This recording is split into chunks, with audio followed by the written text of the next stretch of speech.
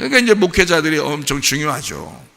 목회자들도 진짜 하나님의 그 말씀을 내가 가지고 있는지 그게 먼저 확인이 돼야 되고, 그리고 그 말씀을 전달하려고 해야 된다 그 말이죠.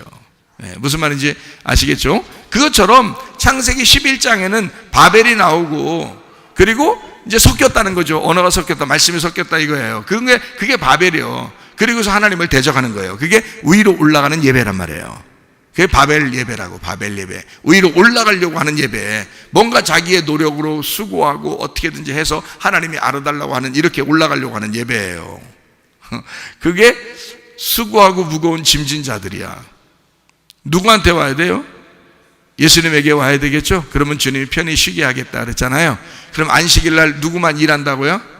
쉬는 거니까 안식이잖아요. 안식일 날 누구만 일한다고? 예수님만 일하신다고. 너희들은 쉬고 있으라고. 그러면 안식일 날 누가 찾아와요? 안식일 날 되면 예수님이 어디에 딱 앉아 계시고, 막 38년 된 병자도 거기 찾아가고, 소경도 찾아가고, 삭개오도 찾아가고, 사마리아 여자도 찾아가고 막 이래요? 아니죠? 예수님이 돌아다니시면서 찾아다니신다고. 아주 깨지고 부셔진 사람을 찾으러 다니신다고요. 왜? 예배자를 찾아야 되니까. 이해가 되죠? 흙덩어리가 뭔 예배를 드려요? 생기가 들어가서, 생기가 그 흙을 찾아 들어가야 이 아담이 예배를 드리게 되죠. 그렇죠? 그러니까 우리가 하나님을 찾으려고 하는 건, 우리가 막 올라가서 어떻게든지 예배하려고 하는 건 바벨이라 그러고요. 그거를 창세기 11장에 그래서 바벨탑이 나오는 거예요. 여러분이 잘 아는 바벨탑이. 그럼 12장에 이어서 아브라함을 하나님이 선택을 합니다. 이 사람이 뭐 잘나서 그런 게 아니에요. 그냥 선택한 거예요. 그럼 왜 선택했을까요? 아브라함을 왜 선택했어요? 막 복 주고 막 그래요. 그냥 괜히 막 복 주는 거야. 그냥 막 복 주고 싶어서 주는 거예요. 아브라함에게. 그러니까 우리도 그런 아브라함처럼 선택되면 되는 거거든요. 그러니까 이 아브라함을 막 복을 주는 거예요. 왜?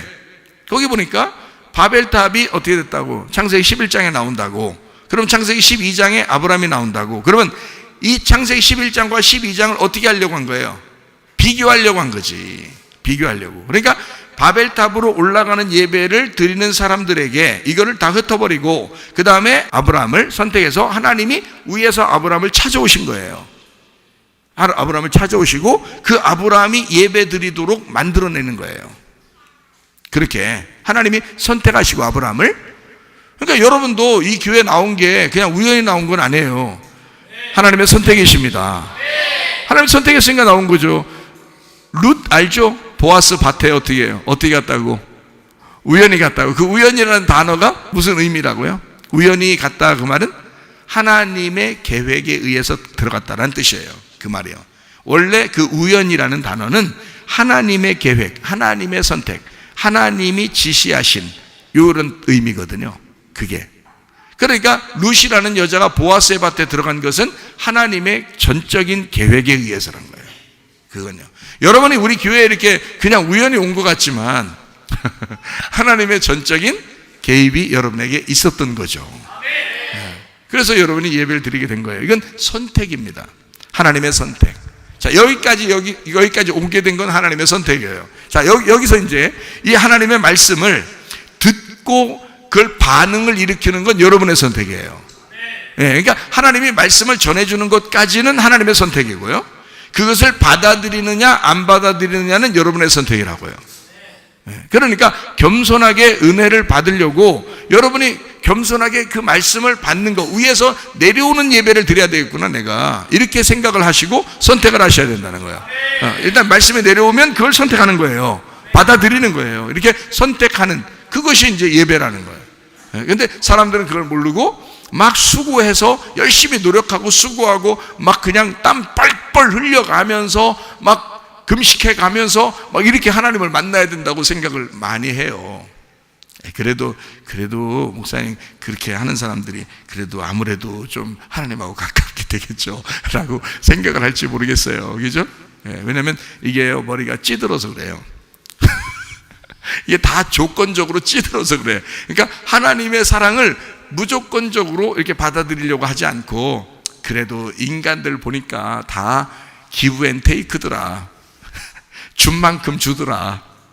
내가 이만큼 했을 때 저쪽에서도 이만큼 하는 거더라. 인간이 다 그렇잖아요. 그렇죠? 그러니까 다 하나님을 우리가 어떻게 생각한 거예요? 하나님을 인간처럼 생각한 거예요. 인간처럼 생각하니까 내가 한 만큼 하나님이 날 알아주시겠지라고 생각이 들어온 거예요. 그게 옳다고 생각하는 거예요. 그게 왜냐? 자기가 인간이니까 인간의 생각에서 벗어나질 못하는 거예요. 초월하질 못하는 거예요. 이 생각에 가둬져 있으니까, 인간의 생각에. 그러니까 인간의 사고방식으로 살아갈 수밖에 없는 사람들이. 그러니까 하나님의 그 무한한 사랑을 이렇게 이해하기가 어렵다는 거죠. 그래서 하나님은 부모를 두고 자녀들을 그렇게 사랑하라고, 네가 사랑함으로써 네가 이 자녀들을 전적으로 사랑하는 그걸 함으로써 네가 하나님 아버지의 마음을 배우라고, 그거를 우리들에게 자녀로 주신 겁니다. 자녀들은 그 아빠 엄마의 그 무작정 그 자기를 사랑하는 그 사랑을 받으면서 하나님 아버지가 이렇게 사랑하시는구나라는 걸 깨달으라고 우리에게 부모와 자녀를 준 거거든요. 남편과 아내를 준 것도 마찬가지야. 무조건적으로 사랑하는 그 신랑 되신 예수님의 마음을 좀 깨달으라고 남편을 주신 거예요. 그런 남편이 아내를 위해서 그렇게 살아가도록 한 거라고요. 근데 그만큼 하나요? 내가 이만큼 했는데 당신은 왜 이렇게 되죠? 왜? 인간들은 다 조건을 내세우니까. 이게 조건적인 사랑을 하는 거예요. 자, 내가 이만큼 했으니까 너도 이만큼 해야 돼. 조건이죠? 하나님하고도 그렇게 하잖아요. 우리가 하나님하고도 거래를 그런 식으로 하는데 인간들의 거래는 오죽하겠어요? 하나님하고의 거래도 다 조건적으로 하는데 인간들과의 거래가 얼마나 잘하겠어요? 그죠? 그러니까 이게 여러분 결혼할 때도 이미 그걸 깨달으라고 하나님께서 결혼하라고 하는 건데요. 남편들은 남편이면서 아버지가 되셔야 합니다. 그게 기본이에요. 제가 은혜를 받고 보니까 그걸 알겠어요. 은혜를 받고 보니까. 저희 아내는 제가 다 해줘요. 진짜. 필요한 거 제가 다 해줘요. 저희 아내는. 남편으로서도 해주지만, 목사님으로서도 해주고, 아버지로서도 딸에게 해주듯이 그렇게 해줘요. 제가. 그러니까 나는 남편이면서, 목사이면서 우리 아내에게 아버지예요. 저는요. 그러니까 무조건 받아주죠. 다 받아주고. 우리 딸한테도 마찬가지죠. 우리 아들한테도 마찬가지인데, 어릴 때 잘 이렇게 못 해줘가지고, 어릴 때 이 아이들이 이제 여기 입력된 게 있어가지고요. 아버지가 혹시 아닐 수도 있어. 이렇게 생각하는 경우가 있는데, 그렇지 않아요. 지금은 안 그러는데, 옛날에도 안 그랬는데, 그게 이제 그렇게 보였는 거죠. 근데 그렇지 않은데. 근데 그러니까 저는 이제 우리 딸이나 우리 아들을 100% 무조건적으로 다 받아주고, 내 것을 다 희생하고, 그들이 살기를 내가 바라는 거죠. 나는 다 주고, 그들이 살고, 나는 죽으리라. 이게 이제 제 마음이에요. 성도들한테도 말씀을 내가 알고 있는 이 말씀들을 다 내가 전달하고, 다 먹여주고, 그리고 내가 배싹 말라서 내가 죽으리라. 이제 이게 다 전달하고 내가 죽으리라는 그런 마음을 내가 부모로서 갖는 거죠. 성도들한테도. 또 우리 아내한테도 마찬가지죠. 우리 아내한테도 내가 희생하고 당신이 살 수만 있다면, 그러면 나는 기꺼이 희생하고 당신을 살리리라. 이제 이런 마음을 가지고 살아가거든요. 그 쉬운 거 아닌데 은혜 받으면 가능하다는 거죠. 은혜 받으면. 그러니까 하나님이 우리에게 힘을 주시고, 하나님이 그렇게 우리로 하여금 이 땅의 운명에서 벗어나 하늘의 운명으로 갈아타도록 만들어 주시는, 이게 바뀌는 거죠. 이렇게 삶이 바뀌는 거예요. 그러니까 전혀 다른 운명을 가지고 살아가는 겁니다. 땅과 하늘이니까. 그렇게 하니까 요 위에서 살아가는 사람들은, 은혜를 받고 살아가는 사람들은 별로 어렵지가 않는 거죠.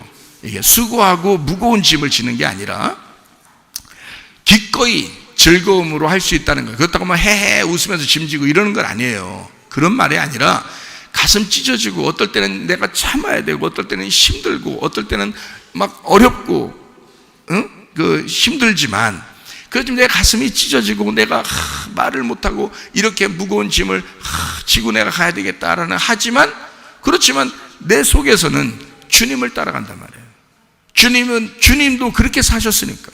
그러니까 주님을 따라가는 그 마음이 마음 안에서는 천국이고 마음 안에서는 기쁨인 거죠. 겉으로는 힘들고 그러지만요. 그런 거죠. 우리가 마찬가지예요. 주님께서 우리를 만나주시면 삶이 바뀌는 거. 창세기 11장과 12장의 그 삶은 아브라함이라고 하는 12장에 나오는 사람이 바벨탑의 예배에 반대로 하나님이 선택해서 하나님이 이 사람을 찾아와서 예배를 하는 거예요. 하나님이 아브라함을 찾아와서 예배하는. 그러니까 아브라함은 자기 인생을 자기가 살아요. 근데 살아가는데 하나님이 다 개입하셔서 간섭하시고 선택하시고 간섭하시고 동행하시고 다 해준다고요. 아브라함에게는 아버지 하나님이라고요. 그러니까 그 아버지 하나님이 다 간섭하시고 다 도와준다고요. 그의 모든 삶을 인도하면서 간다고요. 마찬가지로 하나님은 우리에게 찾아오시는 예배를 드리시길 원한다. 그러니까 우리는 그 찾아오시는 예배자 하나님을 받아주는 거예요. 받아들이는 거예요. 그러면 뭐가 되냐? 신부가 되는 거죠. 음녀에서 벗어나서 신부가 되는 거죠. 그러니까 그럼 그 하나님이 원래 하얀 빛나는 분이시기 때문에 그분을 받아들일 때 색깔이 빠져버리는 거죠. 어둠이라는 색깔도 빠져버리고요. 그죠? 어둠이 빛으로 바뀌는 거고, 그래서 빛의 갑옷을 입게 되는 거고요. 그리고 다른 화려한 오색 찬란한 그런 색깔을 다 벗어버리고 흰색이 되는 겁니다. 그게 이제 말씀이 된다, 이렇게 되는 거예요. 흰 말씀이 된다, 진리의 말씀이 된다. 이게 요한계시록 19장에 나와 있는 말씀이죠. 자, 이렇게 예배를 이렇게 드리는 것과 예배를 받는 것과 이게 좀 다르다. 하나님이 예배자를 찾아서 영으로 이렇게 깨닫고 영과 진리로 예배하는 자를 하나님이 찾아서 오는 것을 받아들이기만 하면 예배가 성립된다. 이것은 이제 쉬운데 하나님이라고 하는 분만 필요로 할 때 그게 가능한 거거든요. 다른 게 다 필요한데 내가 이 하나님을 내가 이용해 먹어야 되겠다. 그러면 이제 이 하나님이라는 이름을 불러가면서 자기 걸 자꾸 챙기려고 하겠죠. 하나님이라는 이름을 불러가면서 자기 걸 챙기려고 하겠죠. 그게 바알 숭배라고 하는 거예요. 구약 성경에 나오는 바알 숭배, 풍요의 신인 거거든요. 이 세상에서 풍요롭게 살려고 하는 그 신을 섬기는 바알 숭배라고 그러는 거예요. 근데 하나님만 원한다는 건, 내가 거지가 되면, 내가 비어 있으면, 심령이 비어 있잖아요. 그러면 하나님만 채우려고 하겠죠. 왜냐면 그게 생명이니까. 그걸 하나님이라는 생명을 막 부를 때 내가 막 내 거 채워져 있잖아요. 그러면 하나님을 부르고 있으니까, 입으로 부르고 있으니까, 여기는 내 거로 다 채워져 있으니까 더 채우고 싶고 더 채우고 싶죠. 그죠? 근데 내 거 다 비어 있잖아요. 아무것도 없잖아요. 그럼 뭘로 먼저 채워야 돼요? 뭘로 먼저 채워야 자기가 살 것 같은 건? 생명을 먼저 채워야 되거든요. 그러니까 그 생명 대신 하나님을 부를 거란 말이에요. 생명 대신 하나님을 채우려고 할 거라요. 그러니까 입으로만 하는 게 아니라 마음으로 채우려고 할 거란 말이에요. 그게 심령이 거지된 사람이란 얘기예요. 심령이 가난한 사람. 그러면 하나님을 먼저 찾을 거란 말이에요. 자기가 그게 있어야 살 것 같으니까. 그죠? 근데 흙덩어리가 다른 것들, 이물질들을 자꾸 섞어 놓으면 생기를 구하는 게 아니에요. 이 흙이 흙으로 살아가는 것을 원한다고요. 그래서 흙은 흙으로 돌아간다, 이렇게 말하는 거예요. 결국 너희들 흙은 흙으로 돌아가게 돼 있다는 거예요. 생기는 어떻게 해요? 생기가 흙 따라가겠어요? 아니, 생기는 생기로 가는 거예요. 그래서 우리는 흙을 따라가지 말고 생기를 따라가셔야 돼. 생기를. 내가 죽어 있고 비어 있으면 하나님을 구하게 돼 있어요. 근데 내가 살아 있고 내가 뭔가 채우려고 하다 보면 여기에 더 다른 걸로 채우고 싶죠. 그러니까 이게 마음의 심령이 부유한 자를 얘기하는 거예요. 그게. 그러니까 예수님이 와가지고는 부자를 나무라는 거예요. 왜? 심령이 부자라 이거야, 너희들은. 그러니까 하나님이 필요한 게 아니라 하나님을 이름으로 불러가면서 주여 주여 하면서 다 네 거 챙기려고 하는 거다, 이거지. 그래서 천국 못 간다, 니네. 하나님을 사모해야 돼. 하나님을 원해야 된다. 네가 하나님만 갈망해야 된다는 거예요. 다른 거 아니고. 하나님은 다른, 네가 원하는 다 가지고 있어. 네가 너의 그 원하는 것을 하나님이 다 가지고 있다고. 그 하나님만 채우면 다른 건 그냥 채워진다는 거야. 근데 다른 걸 자꾸 채우려고 하죠. 하나님 밀어내고 하나님 이름으로 부르면 되니까, 교회 와서 하나님 믿는다고 하면 되니까, 기도하면 되니까, 그냥 그렇게 하고 자기 건 어쨌든 욕심은 나는 거예요. 자기 다 갖고 자기 걸 채우려고 하는 거죠. 바알 숭배라 그러는 거예요. 그러니까 바벨탑이, 바벨의 예배가 결국 뭐를 만들어낸 거예요? 바알 숭배를 만들어낸 거예요. 자, 이해가 되겠어요? 바벨은 바알 숭배를 만들어냈다는 거야. 자, 이것이 없어졌느냐? 안 없어진다. 요한계시록까지 나타난다, 등장한다. 그래서 요한계시록까지 등장하는데, 바알 숭배하는 인간들을, 구약의 인간들, 이스라엘 백성들, 바알 숭배하는 자들을 하나님은 어디로 끌고 가게 만들어요? 바벨론의 포로로 끌고 가게 만들어요. 그렇죠? 그러니까 바벨론에 왜 포로로 끌고 가게 만들어요? 너희들이 섬기는 것이 바알 숭배가 바벨의 예배였다는 거지. 그러니까 너희들 거기에 붙잡혀서 끌려간다. 바벨론으로 꼼짝 못하게 만들었죠.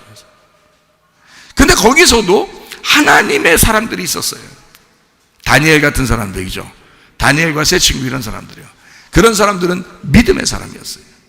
바벨론에서 자기 나라 백성을 위해서 기도하고 자기 나라를 위해서 기도하고 예루살렘을 향하여 창문을 열어놓고 기도하는 그런 사람이 있었어요. 그 세상의 포로에 잡혀서 살고 있으면서도, 그러면서도 거기서 하나님을 놓지 않고 하나님의 끈을 놓지 않고 살아가던 사람들이 있었단 말이에요. 그게 믿음의 사람들이라고요. 이 세상은 여러분을 그냥 가만 놔두질 않을 것입니다. 계속해서 여러분을 공격할 거예요. 사자가, 우는 사자같이 우리를 공격한다 그랬죠. 삼킬자를 찾는다 그랬죠. 우는 호랑이같이 찾는다 이렇게 안 했죠, 성경에. 우는 고양이같이 찾는다 이렇게도 안 했어요. 우는 개같이 찾는다 이런 것도 안 했어요. 성경에는 우는 사자와 같이 찾는다 그랬어요. 우리 아들이 그렇게 얘기를 해주는데, 그 얘기를 들어보니까 사자가 왜 동물의 왕인 줄 알아요? 그래서 글쎄, 호랑이가 사자 이기구나 이런 것도 나 들었는데 그러니까 호랑이는 이게 싸우다가 자기가 안 될 것 같으면 이렇게 피한답니다. 이게 뒤로 피한대요. 근데 사자는 안 그렇대요. 사자는 무리 중에서 왕이 항상 하나여야 된대요.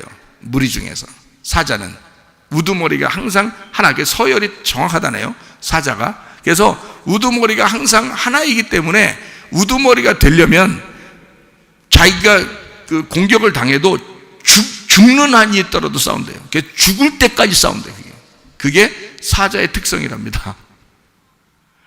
그러니까 성경에 보면 베드로전서 한번 봅시다. 베드로전서 5장 8절부터 10절 봅시다. 근신하라 깨어라, 너희 대적 마귀가 우는 사자같이. 우는 사자는 왜 운다고요? 배고프니까. 배고픈 사자처럼 두루다니며 삼킬 잘 찬다. 야, 이거 그러니까 안 걸릴 사람 있겠어, 없겠어? 안 걸릴 사람 없어요, 여러분. 다 걸려, 이거. 여러분, 이거 은혜 받지 않으면 다 걸립니다. 그래서 성경에 자꾸 은혜 받으라 그러는 거예요. 교회 나오면 너 거듭나야 된다, 너 새로 태어나야 된다, 너 운명 바꿔야 된다, 너 하늘로 다시 태어나야 된다. 그거 아니면 너 희망 없다. 사자가 널 가만 놔두질 않아. 끝까지 물고 늘어지는 거야. 여러분, 얼마나 끝까지 물고 늘어지느냐, 그 사람 조상 보면 다 나와요, 답이. 그 아버지 위로 보고 엄마 위로 쭉 보세요. 여러분이 그냥 딱 나와버려. 열매로 그냥. 집안이 욕심 집안이면 욕심 내려와. 음란 집안이면 음란 내려옵니다. 사기 집안이면 사기가 내려와요. 승질내는 집안이잖아요. 욱하는 승질내는 그 집안, 그거 그냥 내려옵니다. 그래서 누군가는 그 자손이, 자녀가 받게 돼 있어요. 누군가는. 그렇게 그게 예수님 믿고 교회 나와서, 우리 교회 나와가지고 막 기도하고 그러면 어느 날 막 없어진 것 같죠. 없어진 것 같아요. 그래서 나는 이제 이렇게 잘 안 되는 것, 이제 이런 것도 내가 이제 땅의 운명을 내가 벗어났는가 보다 했는데 뒤에서 살살살살 긁으면 또 욱해버립니다. 왜요? 안 없어진 거예요. 그게 완전히 죽어버리고 다시 태어나지 않으면 안 되는 거거든요. 또 나타나요. 그거는 끈질기게 끌고 내려요. 그러니까 계속 이게 붙어가지고 이 사람이 죽을 때까지 가는 거예요. 그렇게 지겨운 거야. 이 귀신으로 말하면 귀신이 아주 그냥 죽을 때까지 계속 붙어서 가는 거예요. 영이기 때문에 말. 그죠? 성경에 말, 두 가지 말이 있잖아요. 선악과 말, 생명나무 말. 그래서 말이 끝까지 추격해 오는 거고요, 이게. 그리고 끝까지 그 귀신이, 그 영이 붙어 있는 거예요. 이거를 완전히 죽어버렸으면 땅의 운명이라는 게 끊어졌겠죠. 그러면 하늘의 운명으로 바뀐 거예요, 이렇게. 그러면 가능해요. 그런데 엄마나 아빠 중에서, 아니면 엄마 아빠 둘 다 승질이 막 욱욱거리고 승질 막 엄청 내고 이런 사람들, 밑에 자녀들 보세요. 무조건 승질 냅니다. 그렇게 하지 말라고 해도 그렇게 안 해야지 하다 또 누가 긁으면 또 확 그렇게 돼요. 자기도 모르게요. 욕심내지 않아야지, 욕심내지 말아야지 하다가도 자기도 모르게 욕심내고 있는 거예요. 왜? 귀신이 내려온 거예요. 귀신이 내려온 거예요. 어떤 사람은 또 막 쫄아 있어요. 막 인생 자체가 쫄아 있어. 인생 자체가. 난 쫄지 말아야지. 난 담대해야지 해야지. 난 믿음 안에서 믿는 사람이니까 난 담대해야지. 누가 쫄아 이렇게 금방. 그러니까 이게 여러분 내려와서 그래요. 귀신에게 묶여서 그렇습니다. 이게 안 없어져요, 여러분. 죽을 때까지. 그러니까 죽을 때까지 안 없어지니까 지긋지긋하니까 아예 죽읍시다 그냥. 네? 오늘 그냥 말씀 듣고 그냥 죽읍시다. 그냥 죽으면 없어진다며. 그러니까 죽으면 없어진다니까 죽읍시다 그냥. 새로 태어나면 되잖아요. 부활하면 되잖아요. 그죠? 하늘의 운명을 타면 되잖아. 그러면 되는 거예요. 그러니까 하나님 나 죽여주시옵소서. 죽여주시옵소서. 그리고 새로 거듭나셔. 그러면 없어지는 거예요. 이게 그러니까 사자가 우는 사자같이 두루 다니며 산길자를 찾는 거예요. 어떻게 벗어나요 거기서? 여러분 보이지 않는 놈이 뒤에서 귀신이 계속 노리고 있다가 틈만 나면 그냥 물어제끼는데 어떻게 벗어나겠냐고. 못 벗어나요. 그러니까 이거 안 된다. 이거는 어차피 끝까지 우리를 공격할 것이다. 예수 믿어도 교회 다녀도 끝까지 우리를 공격하는 놈들이다. 이게 우울한 것도 마찬가지예요. 병나는 것도 마찬가지고요. 계속 이놈들이 끝까지 물고 늘어지니까 그러는 거야. 알겠어요? 자, 그렇게 됐을 때 베드로서 5장 9절 말씀 보니까 이렇게 돼 있어요. 너희는 어떻게 하라고요? 믿음을 굳건하게 하여 그를 대적하라 그랬죠. 왜요? 예수님이 십자가에서 승리하셨잖아요. 예수님이 십자가에서 승리하시고 죽으셨잖아. 그러니까 너 보고 죽으라는 얘기는 오늘 진짜 막 죽으라 그런 얘기가 아니라 예수님 죽은 그것을 붙들으라는 거야. 마귀한테 선포하라는 거야. 우는 사자같이 덤비는 그놈한테 선포하라는 거야. 내 대신 예수가 죽었다고. 진짜 나는 없다고. 예수가 죽었기 때문에 나는 없는 거라고 선포하라고. 공격하지 말라고. 오지 말라고. 오지마 이런 게 아니에요. 오지마, 무서워 죽겠어, 오지마 이러면 장난하지. 이놈이 넌 그런 놈이구나. 넌 그런 놈이야. 그럼 더 달겨들지. 그러지 말고 우리가 누굴 붙들자고? 믿음을 굳건하게. 예수 그리스도가 나를 위해 대신 죽으셨다는 사실을. 자, 네가 공격하는 거, 그래 날 공격하러 온 건 알아. 날 공격하러 오는 거 알고 나는 원래 이런 운명으로 살아갈 수밖에 없고 맨날 우리 집안은 원래 이랬었고 맨날 우리 집안은 내가 안 하려고 해도 그렇게 살아갈 수밖에 없는 집안이었어. 그래 나 이런 집안에 태어난 거 맞아. 근데 예수가 나 때문에 죽은 거야. 그러니 나는 없는 거야. 나는 예수 붙들 거야. 그러니까 떠나. 그러면 떠난다 이 말입니다. 대적하라는 거야. 공격하라는 거야. 가만히 당하지 말고 공격하라는 거야. 예수가 우리의 주인 되시는 예수를 내가 받아들이면 믿음 굳건하게 해서 그를 대적하라. 이는 세상에 있는 너희 형제들도 동일한 고난을 당하는 줄을 알미니라. 자, 또요 10절. 모든 은혜의 하나님 곧 그리스도 안에서 너희를 부르사 자기의 영원한 영광에 들어가게 하신 이가 잠깐 고난을 당한 너희를 친히 온전하게 하시며 굳건하게 하시며 강하게 하시며 터를 견고하게 하시리라. 자, 기초부터 딱 닦아가지고 딱 튼튼하게 건축을 해주시겠다는 겁니다. 믿음으로. 이해가 되시죠? 예, 그렇게. 그러니까 우리가 두려워하지 마라.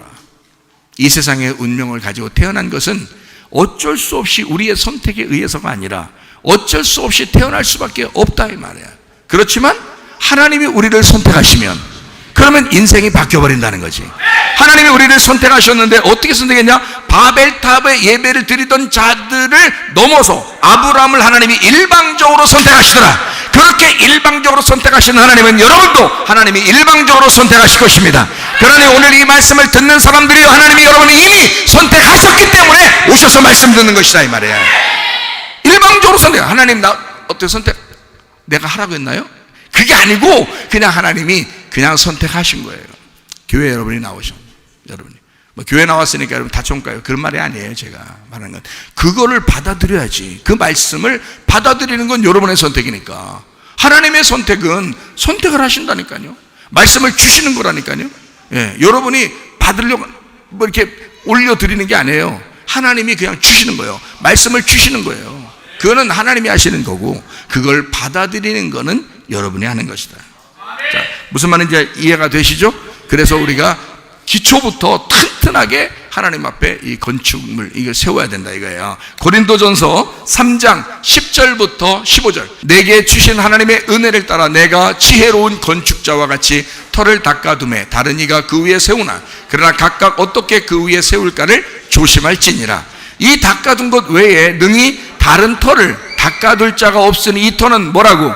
곧 예수 그리스도라. 그러니까 우리의 기초가, 우리의 터가 다른 게 아니라 너라는 거로 세우는 게 아니라 예수 그리스도가 우리의 터가 되시면, 그 말씀이 우리에게 들어와서 그 말씀이 기초가 되시면 그 예수 그리스도가 너의 터가 되니까 그 터는 다른 것이 터가 없다. 너희에게 이것만 받아들이라. 예수 그리스도만 받아들이라. 이 터는 곧 예수 그리스도라. 그렇게 되어 있고요. 자, 12절을 보니까 어떻게 돼? 만일 누구든지 금이나 은이나 보석이나 나무나 풀이나 짚으로 이 터 위에 세우면 각 사람의 공적이 나타날 터인데 그날의 공적을 밝히리니 이는 불로 나타내고 그 불이 각 사람의 공적이 어떠한 것을 시험할 것임이니라. 만일 누구든지 그 위에 세운 공적이 그대로 있으면 상을 받고 누구든지 그 공적이 불타면 해를 받으리니 그러나 자신은 구원을 받되 불 가운데서 받은 것 같으리라. 여러분에게 환난도 오고 어려움도 오고 고난도 오고 고통이 오는 것은 바로 여러분을 시험하기 위해서예요.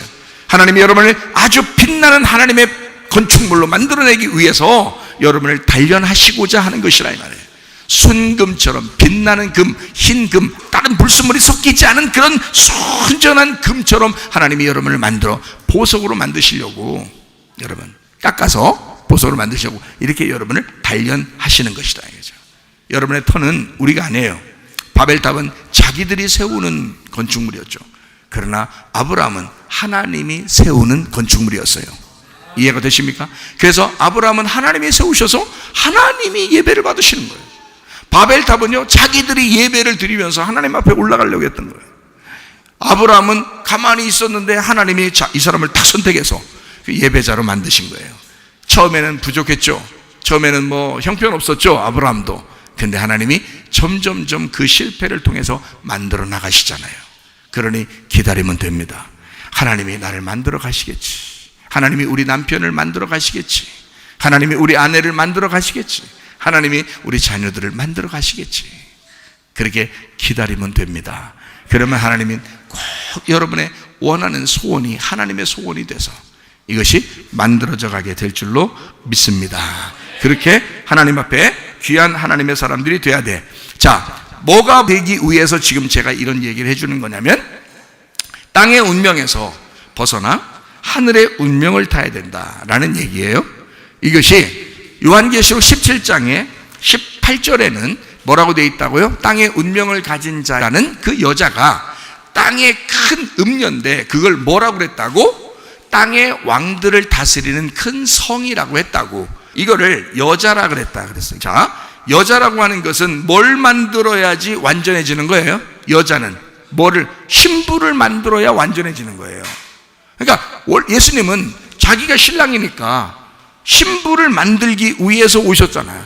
그러니까 신부를 만들면 완성이 되는 거예요. 자, 바벨론이라는 큰 성을 여자라 그렇게 했단 말이에요. 그러면 옛날 이 요한계시록을 쓸 때에 그때 당시에 타락한 예루살렘 성이라고 하는 그 성도 남겨놔야 돼요? 파괴가 되고 멸망시켜야 돼요? 파괴가 되고 멸망시켜야 돼. 그거를 예수님도 마태복음 24장에 예언을 해놨죠. 돌 하나도 돌 위에 남기지 않고 다 무너지게 될 것이다 라고 했어요. 그죠? 그러면 그 예루살렘이 뭐기 때문에 무너져야 된다는 거예요? 지금 요한계시록 17장 18절을 보니까 예루살렘이 큰 성이라는 바벨론이라는 여자라는 거죠. 예루살렘이.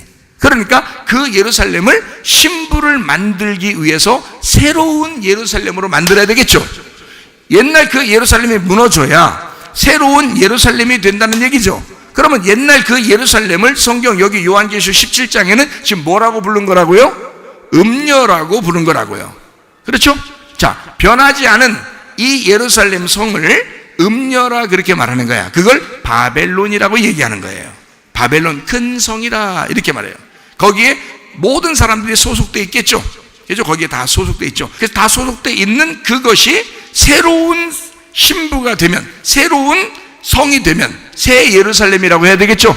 새로운 예루살렘이 되면 그 안에 또 사람들이 다 거기에 속해 있겠죠. 그게 이제 성도들이란 말이에요. 그러니까 여기 땅의 왕들이 다 속해져 있는 그 성을 여자라 그래요. 그거를 바벨론이라 그런다고. 그 바벨론은 바벨 예배를 드리는 사람들을 얘기하는 거라고. 자, 제가 얘기하는 거 아시겠죠? 그러면 반대로 아브라함처럼 믿음의 자손은 어떻게 돼야 돼? 이것이 새롭게 죽어서 태어난, 거듭난 음녀가 신부가 된, 땅의 운명이 하늘의 운명으로 바뀐 거듭난 신부들이 돼야 되는 교회가 돼야 되겠죠. 그 교회에 소속된 성도들이 있겠죠. 그게 새 성이란 말이에요. 새 예루살렘 성. 성경 요한계시록 알겠습니까? 그러니까 거듭난 백성들이 있는 예루살렘 교회, 다시 말하면 새로운 교회를 새로운 예루살렘이라고 성경이 말하는 신부라고 그러는 것입니다. 그러나 여러분과 제가 운명, 땅의 운명을 그대로 끌고 와서 여기까지 참여하는 것이 아니라 끌고 왔으면 죽어라 이 말이야. 예수의 그 너를 위해서 죽으신 예수를 붙들고 믿음을 굳게 하라 이거야. 그리고 새로운 예루살렘이 되라 그 말입니다. 새로운 성이 되라 그 말이야. 신부가 되라 그 말이야. 그래서 음녀는 반드시 신부로 바뀌어야 된다는 거야. 그걸 우리에게 말씀하시고자 하는 것이 주님의 입니다. 이해가 되셨어요? 그러니 이 땅에 있는 운명으로 살지 마라. 땅에 있는 음녀 따라가지 마라. 너 땅에 있는 세상을 따라가지 마라. 그리스도라는 교회를 따라가라. 그리스도의 교회는 우리들이 소속해야 할 유일한 새 예루살렘이다. 거기에 소속된 사람들만 하늘나라에 속한 사람들이 된다. 신부가 된다. 그 말입니다. 이제 세상은 뭐 아바타의 세상도 될 것이고 메타버스의 세상도 될 것이고 진짜 어마어마한 자기들의 천국을 만들어 놓고 자기들의 신을 만들어 놓고 그 속에 들어가서 거기에서 막 허우적대면서 살아갈 이 어마어마한 세상의 사람들이 얼마나 많겠는가. 그 안에 모든 세계를 다 집어넣고 그 가짜의 세상에서 또 살아가고 있지 않겠는가. 그게 어마어마한 큰 성, 그 안에 사람들이 다 속해서 살아가게 될 것이다. 이때 여러분과 제가 요한계시록 17장 18절에는 이렇게 되어 있는 이 큰 성, 거기에서 요한계시록 18장 4절 말씀, 또 내가 들으니 하늘로부터 다른 음성이 나서 이르되 내 백성아, 어떤 사람에게 얘기한다고요? 내 백성아, 자, 신부가 될 사람들아, 거듭날 사람들아, 땅의 운명을 벗어나 하늘의 운명을 탈 사람들아, 거기서 나와라. 그의 죄에 참여하지 말고 그의 받을 재앙들을 받지 마라. 우리는 세상에 속한 사람이 아니오 그리스도의 교회에 속한 사람임을 명심하기를 바랍니다. 기도하겠습니다. 우리 함께 기도할 때 우리 하나님, 우리가 믿음으로 승리하며 살게 하옵소서. 견고한 터 위에 그리스도의 교회가 건축되게 하옵소서. 기도합니다. 우리 하나님 아버지의 사랑과 은혜를 감사를 드립니다. 주의 뜻대로 살다가 주님 만나게 도와주시옵소서. 그리스도의 교회 새 예루살렘이 되어 그리스도의 신부로서 준비된 신랑의 신부들이 되어 주님과 함께 동행하다가 주님 만나게 도와주옵소서. 비염은 떠나갈지어다, 아들이 떠나갈지어다, 위장병 떠나갈지어다, 어지럼증 사라질지어다, 두통은 사라질지어다, 류마티스 간염 떠나갈지어다, 어깨 통증 사라질지어다, 허리 디스크, 목 디스크 떠나갈지어다, 심장병 온전해질지어다, 각종 중요한 암들을 떠나갈지어다, 감기 몸살 온전해질지어다, 협착증 사라질지어다, 건선 피부 온전해질지어다, 이명은 사라질지어다, 자가면의 질환 온전해질지어다, 식도염 사라질지어다, 유령결석 떠나갈지어다, 전립선 온전해질지어다, 우울증 불면증 환자의 두려움 불안 초조 다 떠나갈지어다, 음란 거짓 도질 미움 욕심에는 다 떠나갈지어다. 하나님, 그리스도의 새로운 신부가 되어 하나님의 새 사람이 되어 새 예루살렘이 되어 하늘의 운명을 탄 거듭난 하나님의 백성이 되어 주님과 함께 동행하다가 주님 만나게 도와주옵소서. 예수 그리스도 존귀하신 이름 받들어 기도 올리옵나이다. 아멘.